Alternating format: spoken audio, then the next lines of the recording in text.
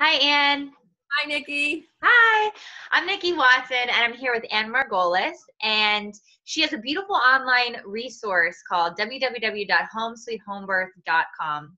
And this is the video portion of an Ask the Midwife series that she's been putting together every month. And it's so wonderful because, Anne, you get so many questions all the time on social media, on Instagram and Facebook with your huge following. You get so many questions because women and men really want to know this information. And so I just think you have such a wonderful resource, online resource for everyone. And the topic that we're going to be talking about today is supplements. And I know that you go into detail in your online childbirth course, which I would recommend to anyone to check out. But if you could just touch a little bit on this right now, and we do have a written, we will be having a written portion of this topic if you as a viewer would also like to read it. But, and also if you haven't subscribed already, you can subscribe at Anne's website at homesweethomebirth.com, and you'll get these monthly newsletters in your inbox every month, along with some other fun stuff. But on the topic of supplements, if you could just share a little bit about what you recommend, or just a little bit on that. Yeah, well, supplements is just that, supplements. It's hopefully to supplement a healthy diet. And pregnant women, a lot of times, when they come to me, they're just so receptive and they're eager to make life changes to be healthier in their life habits. So I always start with, a whole, as much, 80% of the time, most of the time, a whole food diet that's varied, lots of fruits and fresh or lightly cooked fruits and vegetables, minimally processed food that if you're going to buy anything that's processed, that you understand the ingredients, no chemicals, no dyes, artificial preservatives, that kind of thing, and foods from all the food groups, so you need protein, and you need carbohydrates, and you need healthy fat. And so, it's a combination of eating whole healthy food and a variety of it, and avoiding food that's, toxic or or not nourishing, like the white processed grains and sugars and things like that. And ideally organic, so that it's not, the food is not full of chemical pesticides, and if you're eating animal protein, ideally organic, because the animals are eating food that's full of pesticides. They're given antibiotics and hormones and things like that, and that all passes into the food that you're eating, and which passes to your baby, so as much as possible. I mean, moderation, and even that in moderation. But I've had women come to me, and, just really made huge life changes. I mean, I had a mom in my practice who really, she was working so full time. She would grab a donut and coffee for breakfast, and then lunch was McDonald's or some, fast food takeout. Dinner was also some sort of, deep fried, or, Kentucky Fried Chicken, or, snack on cheese doodles and Coke. And she when I did a diet review, what I do with every mom, she really made huge changes in her life. I mean, now, I've seen her progress. It's her fourth pregnancy now. I mean, she is completely, her kitchen is all like, or from the health food store, she buys from the local co-op. She's organic, whole food, no processed foods. It was really amazing to watch how she made those changes, but it's not like a sudden thing. And right. She did it over the years.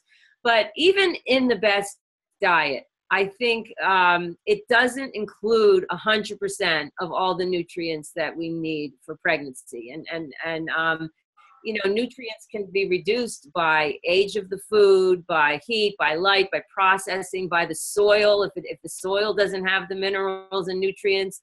The nutritional needs of each woman increases dramatically in pregnancy. And So that is why I recommend supplements. So the supplements that I recommend are really top quality and whole food based. I don't like the prenatal vitamins in the drugstore. You know, they're synthetic vitamins with so many chemicals and food colorings and artificial. Like, I can't believe we're giving this to pregnant women and telling them it's healthy for them. So there are brands that, you know, like Innate Response or New Chapter, you know, there are brands that make whole food, organic, you know, prenatal vitamins and minerals that are extracted naturally from the food, because not only do they don't have the garbage in them, but they're better absorbed, you know, from in the body. I do recommend a fish oil, you know, because we have a lot of exposure to a certain type of fat and not enough intake of the DHA and the EPA, you know, the essential fatty acids. So that are just so important for our physical and mental well-being and health. So there are companies like Nordic Natural and Vital Choice, Innate, and New Chapter that they get the fish oil from wild Alaskan or Norwegian salmon, and you know, from waters that are tested free of pollution.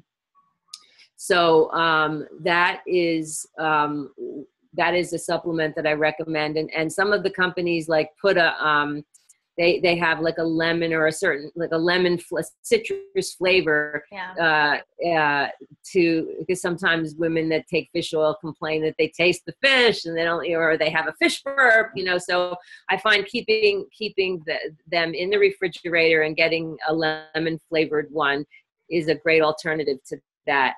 And then I'm a big believer in a very high potency probiotic for women, and there's so many reasons for that, but my main concern especially is I have found that use of a specific probiotic that I recommend, it's very high in the normal bacteria that grow in the woman's genital tract and colon, and this has made a huge impact on reducing the amount of Group B strep in my practice. Group B strep is a big hot topic in and of itself, but basically it's a bacteria. It's actually a healthy bacteria that live in your colon, and when there's a lot of it, it can come forward and colonize in the vaginal and sometimes even in the urinary tract. And it becomes a problem. It's not like if you're not pregnant, there's nothing to treat. It's a normal flora.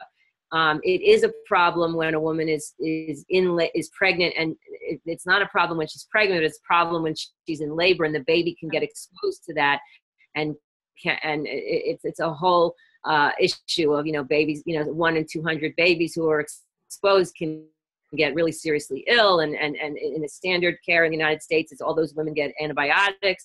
So I'm a really high potency probiotic to kind of like overwhelm any Group B strep that's in the woman's colon with all this other healthy bacteria. I have really found it to be helpful in preventing Group B strep. So and kind of like avoiding that whole issue of what to do with it when she's in labor, because a lot of women don't want the IV antibiotics, right? Or you know, they don't want to have to deal with having that risk for the baby, you know. So that's why that's a big reason why I recommend it. Also, women are just a lot of women are, you know, their flora, whether it's from vaccines or from antibiotics, or there's a whole bunch of reasons why our flora is the healthy balance of bacteria in our body is not in balance, and it's beneficial for so many other health reasons, and it's also helps prevent, you know, yeast infections that are common in women in pregnancy and things like that.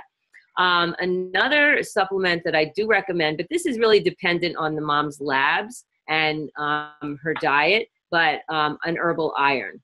So it's actually when I draw 2 sets of labs, one in the first trimester, you know, like when a mom first comes to me, and most women, wherever they are, their CBC, their complete blood count, is checked, and I also check their iron stores, which is called ferritin, and this tells me, you know, if they're anemic, right?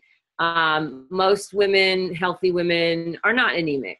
But in pregnancy, it's your body fluids double, and the demand of iron increases. The baby needs it, and you're also producing much more red blood cells. Yeah. So it's actually a normal sign. It's called physiologic. It's a normal anemia of pregnancy. That because of this, it's like a hemodilution. The iron in your body is diluted, or the store, or let's say you just had another pregnancy and you didn't, you know, or let's say your diet is not high in iron, you could be anemic. So depending on that, usually in the late second trimester, I would, if a woman was not anemic but then becomes a little anemic, I do recommend an herbal iron. So like Innate Response or Flora Vital, Floradix, and it comes in liquid or tablet form, right? And I'm talking about to supplement a diet that is high in these components. Also, depending on the woman's diet, I recommend a calcium and a D.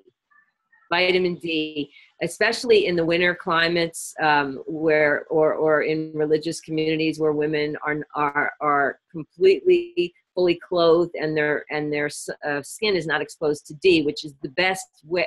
The skin is not exposed to sun, which is the best way to get vitamin D. Yeah. So you know, in climates, in you know, where in place in women who do get sun exposure, even 15-20 minutes most days, a lot of times their D, if they don't get that, their vitamin D is low, and vitamin D is also an essential nutrient for bone health and for so many other health reasons. So I recommend a D, vitamin D, and a calcium. And that also the amount would depend on how much calcium a mom is eating in her diet. And we go over that. Each mom is different. Like when I do, you know, like this, from all the following on social media, I now have this online consulting that I do, which is very, you know, kind of similar to how I help women in my practice, but now I'm doing it online. And, you know, we go over their diet and, you know, their whole history, and my recommendations become a little bit more specific to that person. I also do recommend a red raspberry leaf and nettles herbal infusion, not a tea. It's kind of like, you know, Frontier is a good brand. You know, you buy the herb in bulk, and I have a recipe that I give in terms of how to make. You know, you put a certain amount of it's like an ounce of dried red raspberry leaf and an ounce of nettles, and you put it in a quart mason jar and pour boiling water in it and let it steep for 2 to 4 hours. And what you're getting is, like, in the water that comes, you know, in the tea, in the infusion, in the liquid, is loaded with essential nutrients that are really specific and helpful for pregnant and postpartum moms. And you know, I would, you know, there's ways to dilute it and make it taste better, but those are my main supplements that I recommend. And first trimester moms who are nauseous and don't have an appetite and just can't, you know, all they can tolerate is, you know, like I know for me, it was, I only wanted soft pretzels and apple juice. Right? Yeah, it's so strange. Everything else or one pregnancy, it was like I had to have hard nectarines and cereal and milk. That was it. Everything else made me sick. Yeah. Or just nauseous. So I in the first trimester, if you're experiencing that, I don't worry about the supplements, and I would say just eat what you can tolerate, because sometimes women who are nauseous, you know, say, like, tell me they feel so guilty and feel horrible that they're not taught that they can't take the prenatal vitamins and all these supplements. And I just say, you know what, first trimester, we just need to get through it. Your body is just taking and taking, your baby is taking and taking from you. Eat what you can. And hopefully those choices are healthy choices. You just do what you can. Yeah.